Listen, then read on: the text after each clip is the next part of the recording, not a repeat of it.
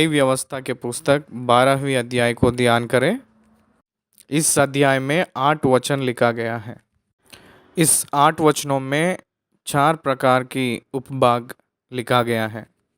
इसमें कोई एक स्त्री एक बेटे को जन्म देते हैं तो उस समय प्रसूता के शुद्धिकरण की विधि लिखा है।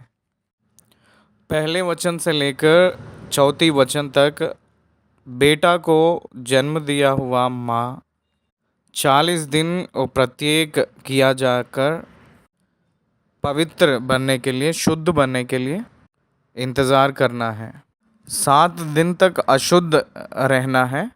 जिस प्रकार वह ऋतुमती होकर अशुद्ध रहा करती, 8वें दिन उस लड़के को खतना किया जाएगा। उसके बाद 33 दिन वो शुद्ध करने वाले रुधिर में रहना चाहिए, जब तक उसके शुद्ध हो जाने के दिन पूरे ना हो तब तक वह ना तो किसी पवित्र वस्तु को छुए और पवित्र स्थान में प्रवेश ना करे, कहकर बोला गया है। यदि कोई लड़की पैदा हो, अगर कोई भी एक माँ अपनी लड़की को पैदा की तो 80 दिन रहना है। ऋतुमती की अशुद्धता 14 दिन की लगे और फिर 66 दिन तक अपने शुद्ध करने वाली रुधिर में रहे। ये कहते हुए आए हैं। ये 7वीं वचन तक हमको दिखाई देती है। उसके बाद 6 और 7 वचनों में एक धनी स्त्री बच्चा को पैदा किया हुआ महिला किस रीति की अर्पण यानी भेंट लाना है। 8वीं वचन में एक गरीब स्त्री किस रीति से वो अपने आप को पवित्र बना लेना है, अर्पण किस रीति से लाना है, अर्पण में माने भेंट किस रीति से लाना है, इस विषय के बारे में लिखते हुए आए हैं। ये 4 विषय, पहला बेटा पैदा होगा तो 40 दिन और लड़की को पैदा किए तो 80 दिन, एक धनी महिला प्यूरिफिकेशन के लिए किस रीति का अर्पण भेंट लाना है, एक गरीबी महिला प्यूरिफिकेशन और अर्पण कैसे करना है, यही 8 वचनों में इस 12वीं अध्याय को लिखा गया है। हिंदी बाइबल में मैं पढ़कर विवरण दूंगा। बाकी जितने भी अनुवाद कर रहे हैं वो लोग अपने भाषा में पढ़कर आप लोग इस विवरण को जो मैं कहा है अनुवाद करना है कहकर मैं चाह रहा हूँ। पहला वचन, फिर यहोवा ने मूसा से कहा। ये जो बात मूसा की खुद की नहीं है, ये परमेश्वर का है, क्योंकि ये पूरा हेल्थ लॉस कहते हैं। ये पूरा हेल्थ लॉस, स्वास्थ्य संबंधित की सूत्र और नियम, ये पूरा सैनिटरी लॉस, ये पूरा फैलने वाली जो बातें हैं उसकी सूत्र है। ध्यान दीजिए, साधारण तौर से किसी महिला ने एक बच्चा या बच्ची को जन्म देते, साधारण डिलीवरी जो एक स्त्री दी है तो उनके विषय में आज भी दुनिया भर इस रीति की रिवाज आज भी कुछ दिन तक इस तरफ या उस तरफ के जैसे पालन करना हो रहा है। आज भी हम लोगों को भी आज अपने देश में भी अगर बेटा या बेटी को जन्म दिए के बाद में कुछ दिन तक 8 दिन, 9 दिन, 13 दिन प्रत्येक किया जाकर उसके बाद उनको नहलाकर 21वें दिन उस बच्चा को झूले में डालकर शुद्ध स्नान कहकर जो रीति से चल रहा है वो आज भी हर एक बिरादरी में, हर एक कास्ट में, हर एक जात में, हर एक जगह भारत देश में भी ये चल रही है। परंतु यहूदी लोग इससे भी ज़्यादा शुद्धिकरण को पालन किए थे। यहूदी लोग हमसे भी ज़्यादा शुद्धिकरण को पालन करते थे, क्योंकि उन लोग जब जीवित रहते थे उस समय कनान की देश में वो लोग निवास करते समय उन लोग किसी रीति की बीमारी में ना पड़कर, बीमारी ना फैलने के लिए परमेश्वर ने उन पर प्रत्येक दृष्टि किए थे। इसलिए ये सारे लॉस को देते हुए आए हैं। परमेश्वर मूसा को इस आज्ञाओं को दिए थे। इस्राएलियों से कहा, जो स्त्री गर्भवती होकर लड़के को जन्म देती है तो वह 7 दिन तक अशुद्ध रहेगी। जिस प्रकार वह ऋतुमती होकर अशुद्ध रहा करती है, लड़का को पैदा किए के बाद में या जन्म दिए के बाद में 7 दिन 7 डेज 7 दिन तक वो प्रत्येक रूप में रहना है। उनको कोई भी छूना नहीं और वो किसी को भी छूना नहीं। 8वें दिन लड़के का खतना किया जाए। 8वें दिन यीशु मसीह को भी खतना किया गया था। फिर वो स्त्री अपने शुद्ध करने वाली रुधिर में 33 दिन रहना है, जब तक उसके शुद्ध हो जाने के दिन पूरे ना हो तब तक वह ना तो किसी पवित्र वस्तु को छुए और ना पवित्र स्थान में प्रवेश करे।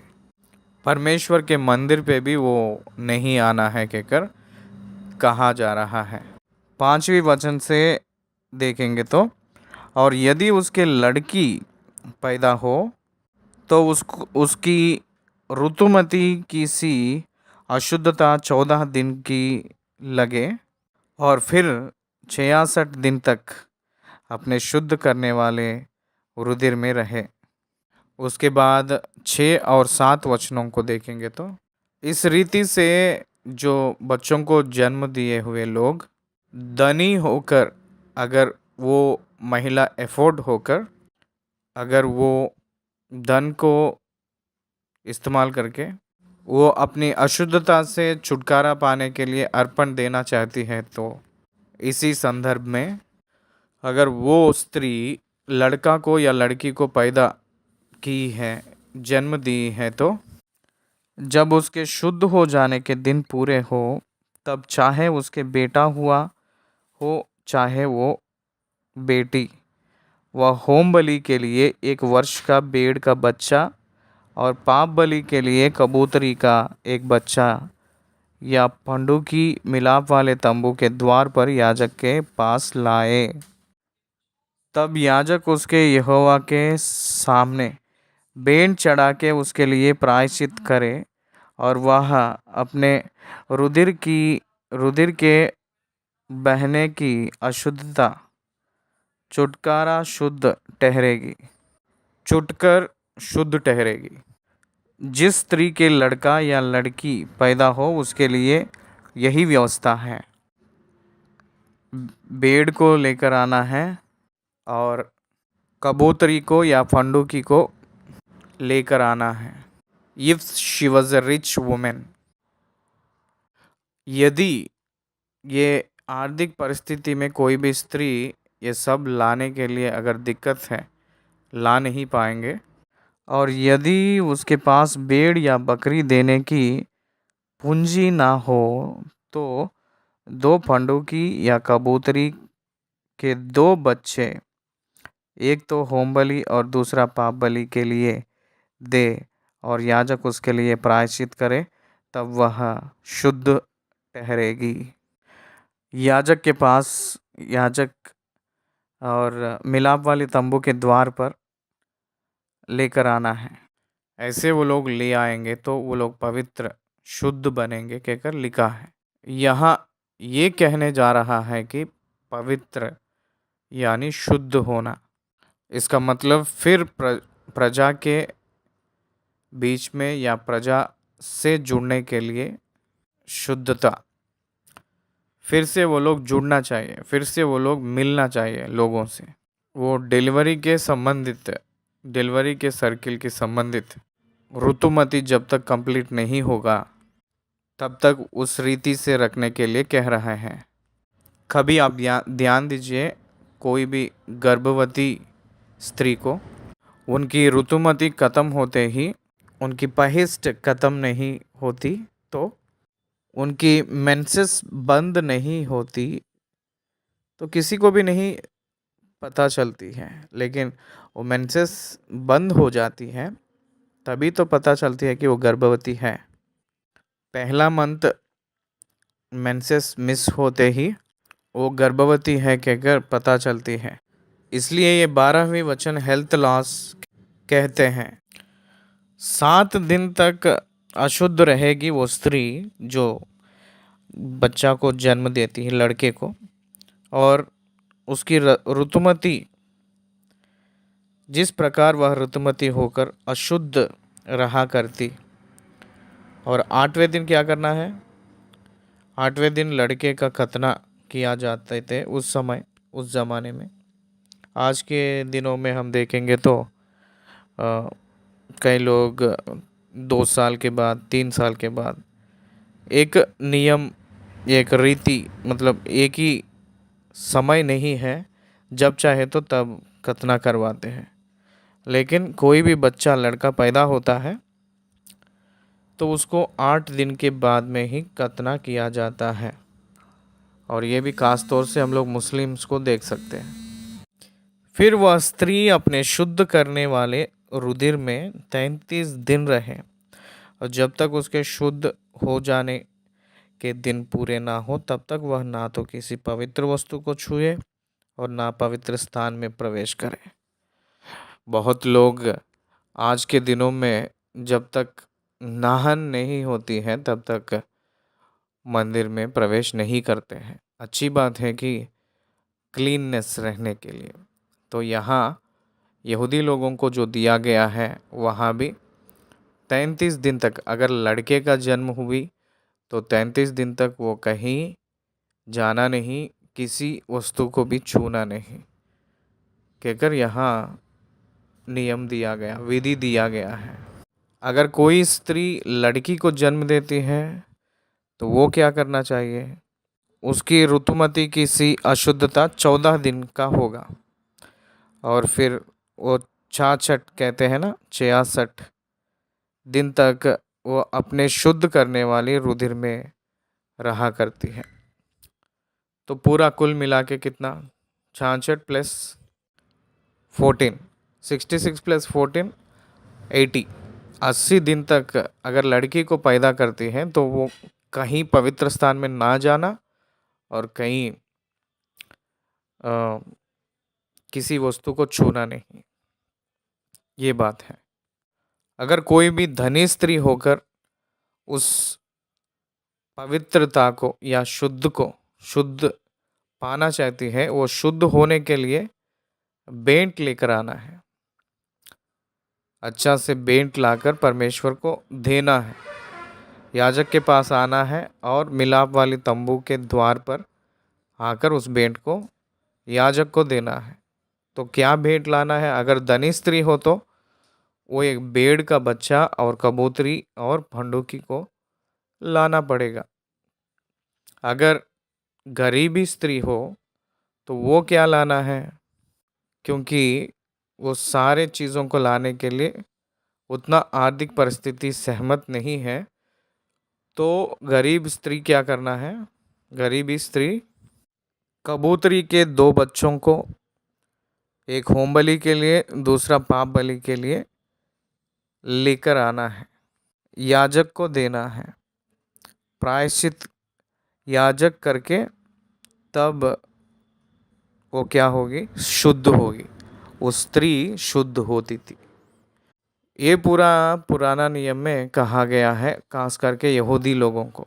लेकिन आज के दिनों में क्लीननेस तो रहना है। बहुत लोग भारत देश में भी क्लीननेस रहने के लिए आज भी इस रीति को पालन करते हैं, सही बात है। और आत्मा की क्लीननेस के लिए परमेश्वर की भवन में हम लोग जब जाते हैं, नहाने के बाद जो स्त्री जन्म देती है बच्चे को, तो ये विश्वास करना है कि परमेश्वर के लहू में हम लोग शुद्ध हुए हैं कहकर विश्वास करना है। ध्यान दीजिए, यहाँ शुद्ध होने के लिए मिलाप वाले तंबू के द्वार पर जब आते हैं तो याजक पाप बलि के लिए और होम बलि के लिए ये भेंट लेते थे। तो अपने जीवन में आज के ज़माने में पाप बलि या होम बलि करना है तो हम लोग कुछ ले जाकर बलि देने का ज़रूरत नहीं है आज के ज़माने में, क्योंकि चाहे वो पाप बलि हो, दोष बलि हो, होम बलि हो या कोई भी बलि हो, सारे बलि के रूप में अपना यीशु मसीह क्रूस पर आपके लिए और मेरे लिए बलि हो चुके हैं। और तीसरा दिन वो उठे हैं, जागे थे, तीसरा दिन वो जिंदा हो गए हैं। कितनी सौभाग्य की बात है, क्योंकि एक वचन लिखा है, जो उस पर विश्वास करते हैं वो नष्ट ना होते हैं परंतु अनंत जीवन पाते हैं। जो कोई उस पर विश्वास करेगा वो नाश नहीं होगा परंतु अनंत जीवन पाएगा। तो इस बातों के ऊपर जो लोग विश्वास करेंगे वो लोग अनंत जीवन पाएंगे। हालेलुया। तो इसलिए इस अध्याय में शुद्धिकरण, जो प्रसूता स्त्री का शुद्धिकरण के बारे में बताया गया है। अगर लड़का हो तो कितने दिन शुद्ध होने के लिए रहना पड़ता था, और लड़की को जन्म दिए तो 80 दिन।